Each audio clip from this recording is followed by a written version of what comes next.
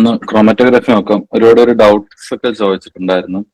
എന്തെങ്കിലും in between doubt ഉണ്ടെങ്കിൽ അപ്പൊ ചോദിച്ചാൽ മതി, ക്ലിയർ ചെയ്ത് പോകട്ടെ. ഓക്കെ. സോ നിങ്ങൾക്ക് 4 ടൈപ്പാണ് മെയിൻ, 4 ടൈപ്പ് ക്രോമറ്റോഗ്രാഫിയാണ് മെയിൻ ആയിട്ട് പഠിക്കാനുള്ളത്. ഒന്ന് കോളം ക്രോമറ്റോഗ്രാഫി, പിന്നെ ഗ്യാസ് ക്രോമറ്റോഗ്രാഫി, പിന്നെ high pressure thin layer chromatography. ഇതിൽ കോളം ക്രോമറ്റോഗ്രാഫിയും തിൻ ലെയറും ഏകദേശം ഒരുപോലത്തെ നാട്സ് ഓപ്ഷന്റെ അകത്ത് വരുന്ന നാട്സ് ഓപ്ഷൻ ആണ് മെക്കാനിസം. അപ്പൊ അത് രണ്ടും ഇന്ന് നോക്കാം. അടുത്ത ക്ലാസ്സിൽ ബാക്കി രണ്ടും നോക്കാം. ഇതില്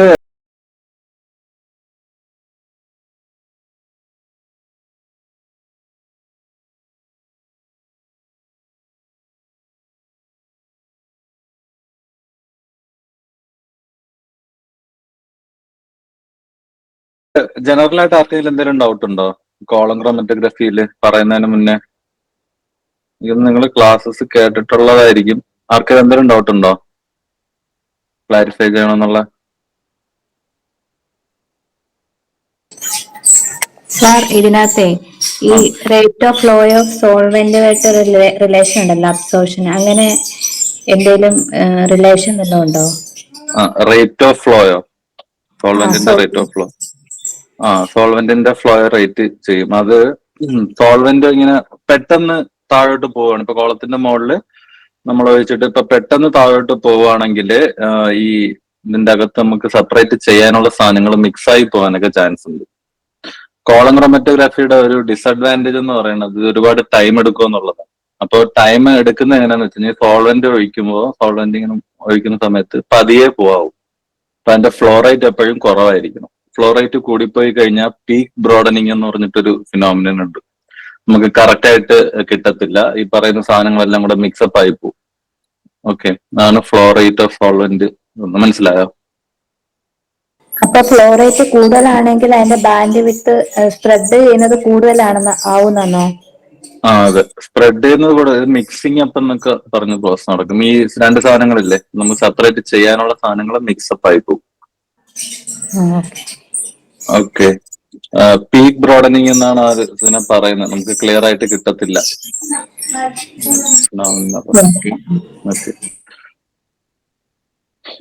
ഓക്കെ, സോ കോളം ക്രോമറ്റോഗ്രാഫി എന്ന് പറയുമ്പോൾ അറിയാം, നിങ്ങൾ നോക്കിയിട്ടുണ്ടായിരിക്കും. ഇതുപോലൊരു ഇതുണ്ടാവും, ഒരു കോളം ഗ്ലാസ് ആയിരിക്കും മെയിൻ ആയിട്ട് ഉണ്ടായിരുന്ന.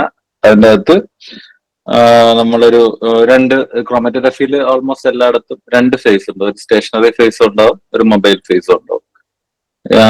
സ്റ്റേഷനറി ഫേസ് ആയിട്ട് നമ്മൾ ജനറലി യൂസ് ചെയ്യുന്നത് സിലിക്ക, അതുപോലെ സെല്ലുലോസ്, പിന്നെ അലുമിന എന്നൊക്കെ പറയുന്ന കെമിക്കൽസ് ആണ് മെയിൻ ആയിട്ട്. അതും ആരോ ഒരു ഡൗട്ട് ചോദിച്ചിരുന്നു, എന്തുകൊണ്ടാണ് ഇവർ ഇത് എടുക്കുന്നതെന്ന് അല്ലെ?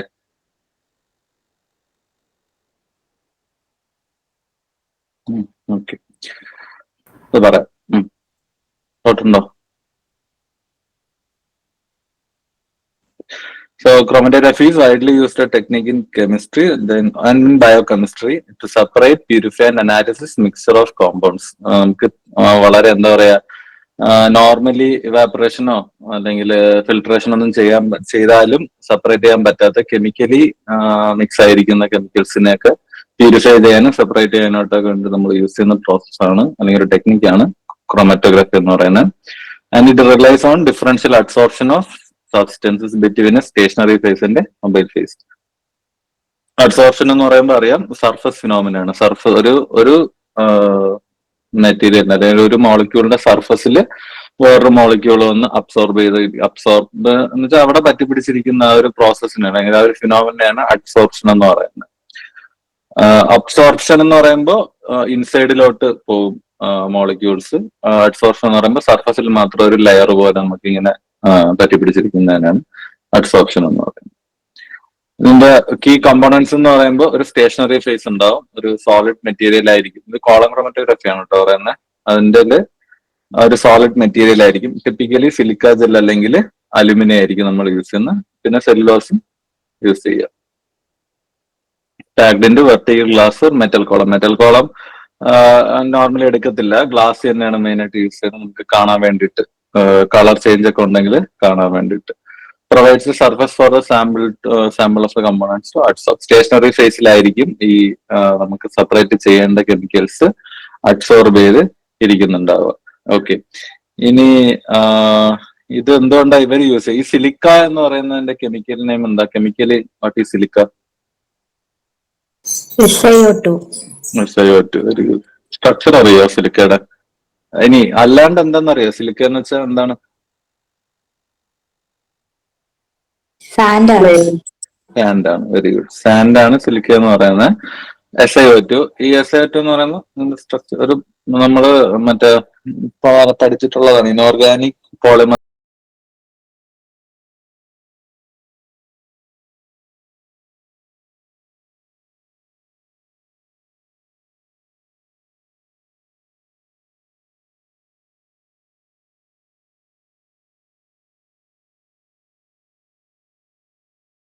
ആണ് സിലിക്ക എന്ന് പറയുന്നത്. ഓക്കെ, ഇതിങ്ങനെയായിട്ട് ഇരിക്കുക. ഓക്സിജൻ,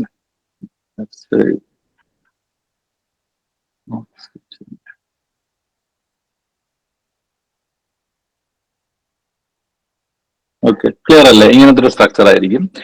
ഇവരുടെ പ്രത്യേകത ഇതിന്റെ എല്ലാത്തിന്റെ എൻഡില് OH കൂടെ ഉണ്ടാവും. ഇൻസൈഡ് എല്ലായിടത്തും ഇപ്പൊ ഇങ്ങനെ ഒരു സ്ട്രക്ചർ ഫോം ചെയ്ത് പോയിട്ട് ഇതിന്റെ ഔട്ടർ സർഫസിൽ എല്ലായിടത്തും OH ബോൺസ് ഉണ്ടാവും. പിന്നെ സിലനോൾ ബോൺസ് എന്ന് പറയാം. സിലനോൾ ഗ്രൂപ്പ്സ്, അതായത് ഓൾ ഗ്രൂപ്പ് വരുന്നു. OH ഗ്രൂപ്പ് സിലിക്കന്റെ അകത്ത് വരുന്നു, സിലിക്കയുടെ അവിടെ വരുന്നെന്ന് വിചാരിച്ചാൽ സിലനോൾ ഗ്രൂപ്പ്സ് ഉണ്ടാവും.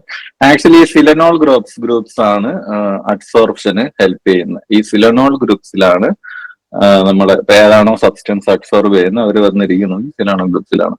എന്റെ റീസൺ എന്തായിരിക്കും എന്ന് അറിയാം? പൊളാരിറ്റി ആണ് റീസൺ. ഇവിടെ എങ്ങനെയാ പൊളാരിറ്റി വരുന്നത്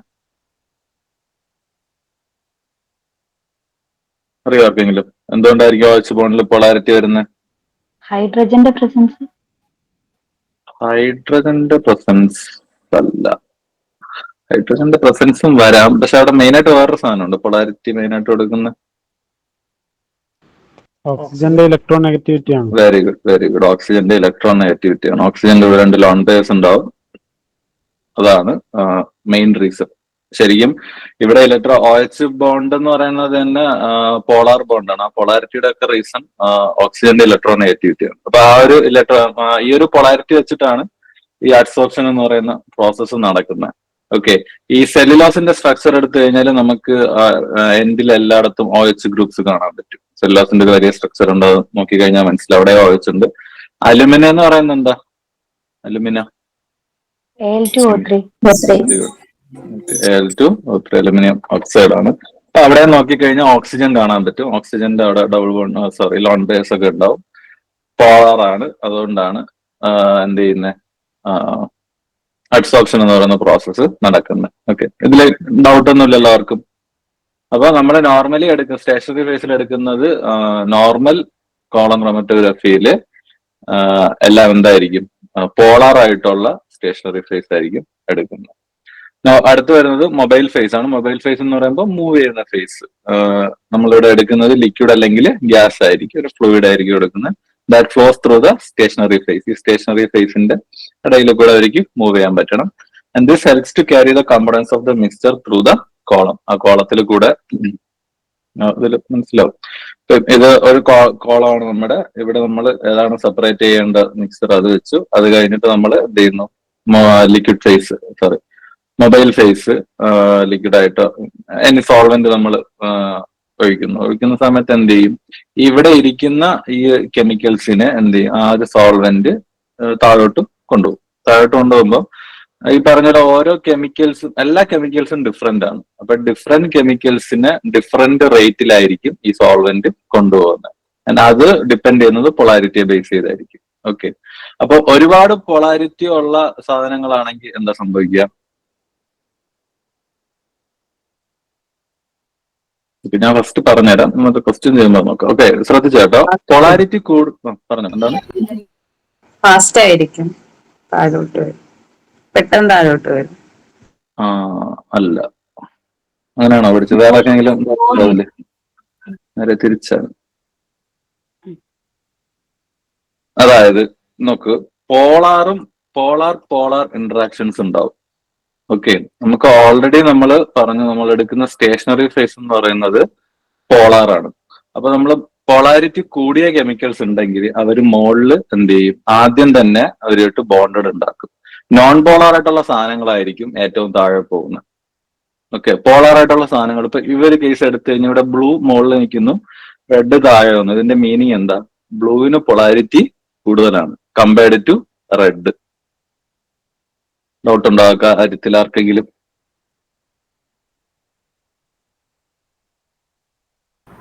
ഈ പൊളാരിറ്റി എന്ന് പറയുന്നത് എന്താണ്? പൊളാരിറ്റിയാണ് നമ്മളിവിടെ പറഞ്ഞത്.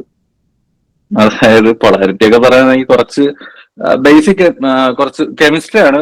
ജസ്റ്റ് പെട്ടെന്ന് പറഞ്ഞുതരാം. എല്ലാ എലമെന്റ്സിനും എലമെന്റ്സ് അല്ല ആറ്റത്തിനും നമുക്കിപ്പോ എന്താ പറയാ, ഈ ബോണ്ട് ലെങ്ത്, ബോണ്ട് ആംഗിൾ അങ്ങനെ പറയുന്ന പോലെ അവർക്ക് എല്ലാവർക്കും ഉള്ളൊരു പ്രോപ്പർട്ടിയാണ് ഇലക്ട്രോ നെഗറ്റിവിറ്റി എന്ന് പറയുന്ന സാധനം. Electro negativity. ഈ ഇലക്ട്രോ നെഗറ്റിവിറ്റി വരുന്നതിന്റെ മെയിൻ റീസൺ ഈ പറഞ്ഞ പോലെ ലോൺ ബയസും കാര്യങ്ങളൊക്കെയാണ്. എങ്ങനെ അറിയാം? ഇലക്ട്രോൺ ഇപ്പൊ നോക്കിയോ, നമ്മൾ കോവാലന്റ് ബോണ്ട് പഠിച്ചിട്ടില്ലേ? കോവാലന്റ് ബോണ്ട് എങ്ങനെയാ ഫോം ആവണേ? രണ്ട് OH എടുത്തു കഴിഞ്ഞാൽ സിംഗിൾ ബോണ്ട് H. ഇവിടെ നിന്ന് ഹൈഡ്രജൻ ഒരു ഇലക്ട്രോൺ ഉണ്ട്, ഓക്സിജന് 1 2 3 4 5 6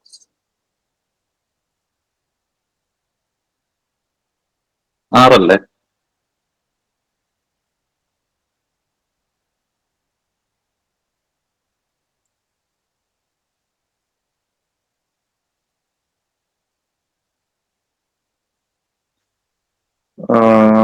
4 5 6 ഉണ്ടെന്ന് വിചാരിക്കുക. ഓക്കെ, ഇതില് ഓക്സിജൻ എന്താ ചെയ്യുക? ഹൈഡ്രജൻ വരുന്നു, ഹൈഡ്രജൻ വരുമ്പോൾ ഹൈഡ്രജൻ ഒരു ഇലക്ട്രോൺ ഉണ്ട്, ഈ ഓക്സിജന്റെ ഈ ഒരു ഇലക്ട്രോൺ എന്ത് ചെയ്യും? ഹൈഡ്രജനായിട്ട് ഷെയർ ചെയ്യും. അപ്പം ഹൈഡ്രജന് 2 ഇലക്ട്രോൺ ഉണ്ട്, ഹൈഡ്രജൻ ഒക്ടേറ്റ് കംപ്ലീറ്റ് ആയിരിക്കും.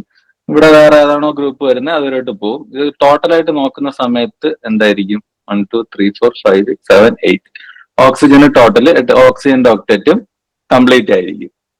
ഓക്കെ, ഇനി ഇങ്ങനെ എന്നിട്ട് ഓക്സിജൻ ഇവിടെ എക്സ്ട്രാ ലോൺ പെയർസ് ഉണ്ട്. ഈ ലോൺ പെയർസ് എന്ത് ചെയ്യും? നമ്മൾ ഈ കോവലന്റ് ബോണ്ടിന്റെ ഡെഫിനിഷനിൽ തന്നെ പറഞ്ഞാൽ മ്യൂച്വലി ഷെയർഡ് എന്നാണ്. പക്ഷെ ഇവര് മ്യൂച്വലി ഷെയർ ചെയ്യത്തില്ല. ഈ ഓക്സിജന്റെ ഇലക്ട്രോ നെഗറ്റിവിറ്റി വാല്യൂ കൂടുതലായതുകൊണ്ട് ഈ ഹൈഡ്രജന്റെ ഇലക്ട്രോണിനെ കുറെ കൂടെ അടുത്തോട്ട് പിടിക്കും. ഓക്കെ, മ്യൂച്വലി ഷെയർഡ് ആണെങ്കിൽ എന്ത് ചെയ്യണം? ഇപ്പം എക്സും വൈയും ഉണ്ടെങ്കിൽ ഇവർ രണ്ടുപേരും ഒരേ ഡിസ്റ്റൻസിൽ നിന്ന് കഴിഞ്ഞാൽ അതിനാണ് മ്യൂച്വലി ഷെയർഡ് എന്ന് പറയുന്നത്. പക്ഷെ ഓക്സിജന്റെ ഇലക്ട്രോ നെഗറ്റിവിറ്റി കൂടുതലായതുകൊണ്ട്, അതായത് ഓക്സിജന് അപ്പുറത്തിരിക്കുന്ന അപ്പൊ ബോണ്ട് ചെയ്തിരിക്കുന്ന ആളുടെ ഇലക്ട്രോണിനെ എന്ത് ചെയ്യും? അടുത്തോട്ട് പിടിക്കാനുള്ള കപ്പാസിറ്റി കൂടുതലാണ്. ഈ കപ്പാസിറ്റിയാണ് ആക്ച്വലി ഇലക്ട്രോ നെഗറ്റിവിറ്റി എന്ന് പറയുന്നത്. ഈ വലിച്ചു പിടിക്കുന്നതിനാണ് ഇലക്ട്രോ നെഗറ്റിവിറ്റി എന്ന് പറയുന്നത്. അപ്പൊ അതുകൊണ്ട് തന്നെ നമുക്കറിയാം, കംപ്ലീറ്റ് ആയിട്ട് കൊടുത്തു കഴിഞ്ഞാൽ നമുക്കൊരു പോസിറ്റീവ് ചാർജ് കിട്ടും, കംപ്ലീറ്റ് ആയിട്ട് വാങ്ങിച്ചു കഴിഞ്ഞാൽ നെഗറ്റീവ് ചാർജ് കിട്ടും. അപ്പൊ ഹൈഡ്രജൻ കംപ്ലീറ്റ് ആയിട്ട് കൊടുക്കുന്നില്ല, എന്നാൽ ഹൈഡ്രജന്റെ അടുത്തുനിന്ന് ഒരു കുറച്ച് പോയി, ആ ഒരു ഡിസ്റ്റൻസ് കുറച്ച് ഇങ്ങോട്ട് മൂവ് ആയി. അതുകൊണ്ട് തന്നെ എന്ത് ചെയ്യും? ഹൈഡ്രജൻ ഒരു പാർഷ്യലി പോസിറ്റീവ് ചാർജ് കിട്ടും. ഈ ഓക്സിജൻ കംപ്ലീറ്റ് ആയിട്ട് വാങ്ങിച്ചിട്ടില്ല, എന്നാൽ കുറച്ച് അടുത്തോട്ട് വലിച്ചു പിടിച്ചിട്ടുണ്ട്. അതുകൊണ്ട് തന്നെ ഓക്സിജൻ ഒരു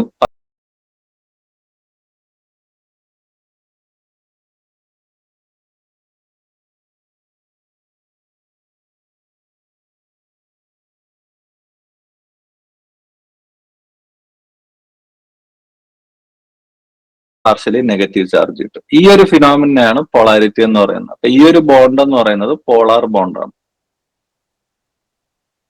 മനസ്സിലായോ?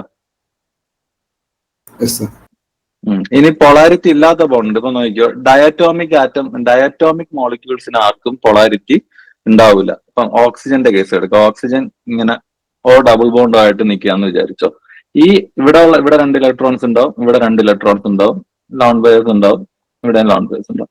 ഇവര് തമ്മിലുള്ള നെറ്റ് ഡൈപോൾ മൊമെന്റ്, അല്ലെങ്കിൽ ഇവര് തമ്മിൽ എന്തില്ല? പൊളാരിറ്റി ഇല്ല. ഈ ബോണ്ട് പോളാർ ബോണ്ട് അല്ല, നോൺ പോളാർ ബോണ്ടാണ്. എന്തുകൊണ്ടാണ് അത് നോൺ പോളാർ ബോണ്ടാണ്? ഇവിടെ ഓക്സിജൻ, ഒന്നാമത്തെ കേസ് ഓക്സിജൻ എത്ര ഇലക്ട്രോൺ നെഗറ്റിവിറ്റി ഉണ്ടോ അത്രയും നെഗറ്റിവിറ്റി ഇവിടെ ഉണ്ട്, രണ്ടും തമ്മിൽ ക്യാൻസൽ ആയി പോകും. രണ്ടാമത്തെ അല്ലാണ്ട് നമ്മൾ ഈ പറഞ്ഞ രീതിക്ക് നോക്കിക്കഴിഞ്ഞാൽ എന്താ ചെയ്യാം?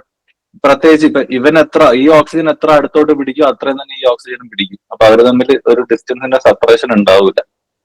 ഓക്കെ, അപ്പൊ അങ്ങനെയുള്ള ഇതിനെയാണ് നോൺ പോളാർ എന്ന് പറയുന്നത്.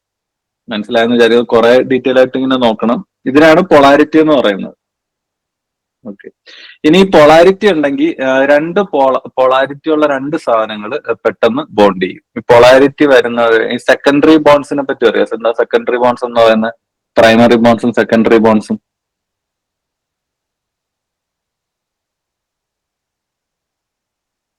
പറഞ്ഞ സെക്കൻഡറി ബോൺസ് എന്താ? എക്സാമ്പിൾസ് എന്തൊക്കെയാ?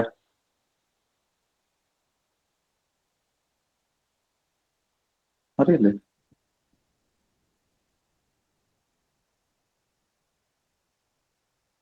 സെക്കൻഡറി ബോൺസ് എന്ന് പറയുമ്പോൾ hydrogen bonding, van der Waals force, London force, അതുപോലെ വരുന്നതാണ് സെക്കൻഡറി ബോൺസ് എന്ന് പറയുന്നത്. അപ്പൊ ഈ സെക്കൻഡറി ബോൺസ് ഫോം ചെയ്യുന്നതിന്റെ മെയിൻ റീസൺ ഈ പൊളാരിറ്റി ആണ്. പൊളാരിറ്റി ഉണ്ടെങ്കിൽ അവിടെ സെക്കൻഡറി ബോൺസ് ഫോം ചെയ്യും. ഓക്കെ, അതാണ് ഇവിടെ നടക്കുന്നത്. ഇപ്പം നമ്മൾ എടുക്കുന്ന നമുക്കറിയാം സ്റ്റേഷനറി ഫേസ് പോളാർ ആണ്. അപ്പൊ നമ്മൾ ഒഴിക്കുന്ന സോൾവെന്റ് അല്ലെങ്കിൽ സോൾവെന്റ് അല്ല, ഇവിടെ എടുക്കുന്ന സെപ്പറേറ്റ് ചെയ്യാൻ എടുക്കുന്ന ആളും പോളാർ ആണെങ്കിൽ പോളാറും വന്നു കഴിഞ്ഞാൽ എന്ത് ചെയ്യും? ഒരു പെട്ടെന്ന് ബോണ്ട് ചെയ്യും. അപ്പൊ ഇതിലിപ്പോ പൊളാരിറ്റി കൂടിയ ആൾക്കാർ മുകളിൽ തന്നെ സെക്കൻഡറി ബോൺസ് ഫോം ചെയ്ത് മുകളിൽ തന്നെ നിൽക്കും.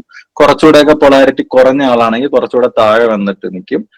ഒട്ടും പൊളാരിറ്റി ഇല്ലെങ്കിൽ, പൊളാരിറ്റി ഇല്ല എന്നുണ്ട് നോൺ പോളാർ ആയിട്ടുള്ള ഒരു കെമിക്കലാണ്, സോറി, നോൺ പോളാർ ആയിട്ടുള്ള കെമിക്കലാണ് അവിടെ ഉള്ളെങ്കിൽ എന്ത് ചെയ്യും? ഇവിടെ ഒരിടത്തും അബ്സോർബ് ചെയ്യില്ല. പൊളാരിറ്റി ഇല്ലാത്തതുകൊണ്ട് ഒരിടത്തും അബ്സോർബ് ചെയ്യില്ല, താഴോട്ട് പോവും.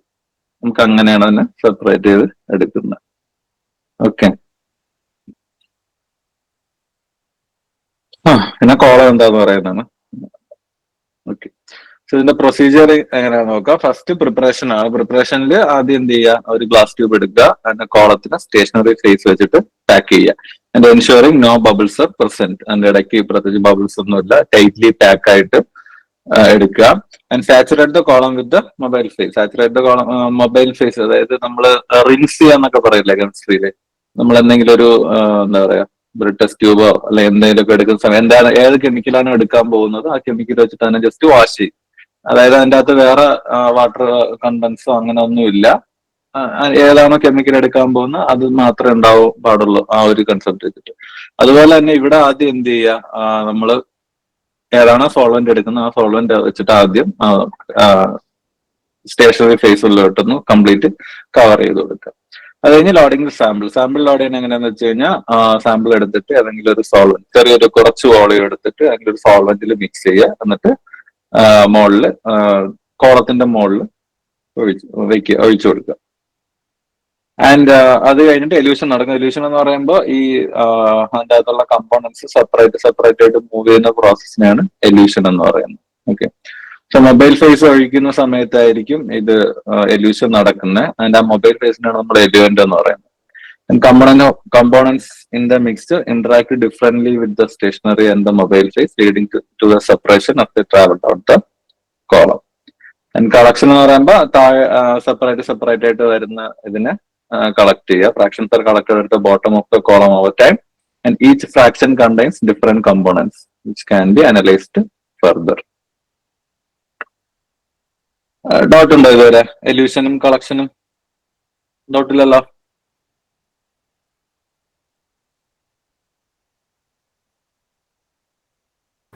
സർ, ഈ കോളത്തില് ഇനീഷ്യലി നമ്മൾ ഫില്ല് ചെയ്യുന്നത് സ്റ്റേഷനറി ഫേസ് ആണ്. പിന്നെ നമ്മള് മൊബൈൽ ഫേസ് ആഡ് ചെയ്യും. അതിനുശേഷം നമ്മൾ സാമ്പിൾ ഒഴിക്കും അല്ലെ? അതായത് ഈ രണ്ടാമത് മൊബൈൽ ഫേസ് ഒഴിക്കുന്ന പറയുന്നത് ഒരു റിൻസിങ് അറിയോ? ജസ്റ്റ് ഒന്ന് എന്താ പറയാ ലാബിൽ ചെയ്യുന്ന അതായത് ഇപ്പൊ അതിന്റെ അകത്ത് വേറൊന്ന് ഇപ്പം അതായത് ആലോചിച്ച് നോക്കി, നമ്മൾ പൗഡർ ആയിട്ടാണ് സിലിക്കയൊക്കെ ആഡ് ചെയ്യുന്നത്. നമ്മൾ കുറച്ച് നോർമലി വെള്ളം അല്ല വേറെ എന്തെങ്കിലും സാധനം ഒഴിച്ചു കഴിഞ്ഞാൽ അതൊന്ന് സെറ്റ് ആവത്തില്ലേ? അതിന്റെ ഇടയിലുള്ള എയർ ബബിൾസ് എല്ലാം പോയിട്ടൊന്ന് സെറ്റ് ആവത്തില്ലേ? അതിന് വേണ്ടിയിട്ടാണ് ഈ രണ്ടാമത് നമ്മൾ ഈ പറഞ്ഞ സാച്ചുറേഷൻ എന്ന് പറയുന്ന പ്രോസസ്സ് ചെയ്യുന്നത്. ഒന്ന് സെറ്റ് ആയിട്ട് അതിന്റെ അകത്തുള്ള എയർ ബബിൾസ് വേറെ എന്തെങ്കിലും സാധനങ്ങൾ ഉണ്ടെങ്കിൽ അതെല്ലാം പോകാൻ വേണ്ടിയിട്ടാണ്. അത് കഴിഞ്ഞിട്ട് നമ്മുടെ സാമ്പിൾ എടുത്ത് നമ്മൾ ഏതെങ്കിലും ചെറിയ സോൾവെന്റിൽ മിക്സ് ചെയ്തിട്ട് മോഡല് വെച്ച് ഒഴിക്കും. അത് കഴിഞ്ഞ് വീണ്ടും നമ്മൾ എല്യൂവന്റ് കൊടുക്കും. സോൾവെന്റ് മൊബൈൽ ഫേസ് നമ്മൾ വീണ്ടും അപ്ലൈ ചെയ്യും. ആ അപ്ലൈ ചെയ്യുന്നതിനനുസരിച്ചിട്ടായിരിക്കും കെമിക്കൽസ് താഴോട്ട് വരുന്നത്. ക്ലിയർ ആണോ? റിക്കവറി ഏജൻസ് എന്ന് പറഞ്ഞാൽ എന്താണ്? എന്താണ് റിക്കവറി ഏജൻസ്? റിക്കവറി ഏജൻസോ ഇതില് പിന്നെ വരുന്ന കുറച്ച് കെമിക്കൽസ് നമ്മൾ യൂസ് ചെയ്യുന്നത്, ഈ നമ്മൾ എടുക്കുന്ന സാമ്പിൾസ് കളേർഡ് സാമ്പിൾസ് ആണെങ്കിൽ കുഴപ്പമില്ല, നമുക്ക് ഇവരുടെ കളർ വെച്ച് ഡിസ്റ്റിങ്വിഷ് ചെയ്യാൻ പറ്റും. പക്ഷെ ഇവര് കളർ ഇല്ലാത്ത സാമ്പിൾസ് ആണ് നമ്മൾ സെപ്പറേറ്റ് ചെയ്യുന്നെങ്കിൽ നമുക്ക് അറിയാൻ പറ്റില്ലല്ലോ, ഈ കോളത്തിന്റെ അകത്ത് എല്ലാവരും സെയിം ആയിട്ടൊക്കെ നമുക്ക് ഡിസ്റ്റിങ്വിഷ് ചെയ്യാൻ പറ്റില്ല. അങ്ങനെയുള്ള സമയത്ത് നമ്മൾ ചില കെമിക്കൽസ് ആഡ് ചെയ്യും, അയഡിൻ പോലത്തെ കെമിക്കൽസ് ആഡ് ചെയ്യും, അല്ലെങ്കിൽ ചില ഇൻഡിക്കേറ്റേഴ്സ് ആഡ് ചെയ്യും. ഇപ്പൊ ഓരോ ഇൻഡിക്കേറ്റേഴ്സ് ഇപ്പൊ ഒന്ന് അസിഡിക്കും ഒന്ന് ബേസിക്കും ആയിട്ടുള്ള സാധനമാണെങ്കിൽ നമുക്ക് മീതയിൽ ഓറഞ്ചോ അങ്ങനെ ഏതെങ്കിലും ഇൻഡിക്കേറ്റേഴ്സ് ആഡ് ചെയ്തിട്ട് അങ്ങനെ സെപ്പറേറ്റ് ചെയ്തെടുക്കാൻ പറ്റും. അതായിരിക്കും ഈ റിക്കവറി എന്ന് ഉദ്ദേശിക്കുന്നത്. ക്രോമാറ്റോഗ്രാം എന്ന് പറയുന്നത് എന്താണ്? ക്രോമാറ്റോഗ്രാം ഇതില് വരത്തില്ല. അത് ശരിക്കും ഈ ക്രോമാറ്റോഗ്രാഫി വെച്ച് നമുക്ക് ഒന്നിൽ അതായത് സെപ്പറേഷന് വേണ്ടി യൂസ് ചെയ്യാം. ഇപ്പൊ എന്റെ ഒരു ലിറ്റർ ഒരു ഡൈ ഉണ്ട്, ആ ഡൈക്കകത്തുള്ള കളേഴ്സ് എല്ലാം എനിക്ക് സെപ്പറേറ്റ് ചെയ്ത് കിട്ടുന്നെങ്കിൽ അതിനു വേണ്ടി ഉപയോഗിക്കാം. അല്ലാണ്ട് എന്റെ കയ്യിൽ കുറച്ച് സാമ്പിൾ ഉണ്ട്, ഒരു പ്ലാന്റ് ബേസ്ഡ് സാമ്പിൾ ഉണ്ട്, ഒരു പ്ലാന്റിൽ നിന്ന് കിട്ടിയ കുറച്ച് സാമ്പിൾ ഉണ്ട്, അതിന്റെ അകത്ത് എന്തൊക്കെ ഉണ്ടെന്ന് എനിക്ക് അറിയണം. അങ്ങനെ അതിനു വേണ്ടി അപ്പൊ ഐഡന്റിഫൈങ് അത് ക്വാളിറ്റേറ്റീവ് ആയിട്ട് യൂസ് ചെയ്യാം, ക്വാണ്ടിറ്റേറ്റീവ് ആയിട്ട് യൂസ് ചെയ്യാം, എത്ര സെപ്പറേറ്റ് ചെയ്യാൻ യൂസ് ചെയ്യാം, അതിന്റെ അകത്ത് എന്തൊക്കെയാ ഉള്ളതെന്ന് അറിയാൻ വേണ്ടിയിട്ടും യൂസ് ചെയ്യാൻ പറ്റും. അപ്പൊ അതിന് നമ്മൾ യൂസ് ചെയ്യുന്നത് ഇതല്ല, കോളം ക്രോമറ്റോഗ്രഫി അല്ല, നമ്മൾ ഗ്യാസ് ക്രോമറ്റോഗ്രഫി അതുപോലെ തന്നെ ഹൈ പ്രഷർ അതൊക്കെ യൂസ് ചെയ്യുന്നത്. അപ്പൊ അവിടെയൊക്കെ നമുക്ക് ഗ്രാഫ് പോലത്തെ സാധനങ്ങൾ കിട്ടും. ആ ഗ്രാഫിനെയാണ് ക്രോമറ്റോഗ്രാം എന്ന് പറയുന്നത്. ഓക്കെ, അത് നമ്മള് മറ്റേ ഡിറ്റക്ടേഴ്സ് ഒക്കെ വെച്ചിട്ട് എന്താ പറയാ മെഷീൻസ് ഒക്കെ യൂസ് ചെയ്തിട്ട് ചെയ്യുന്നതാണ്. ഇത് മെക്കാനിക്കലി ചെയ്യുന്ന ഒരു പ്രോസസ്സാണ്.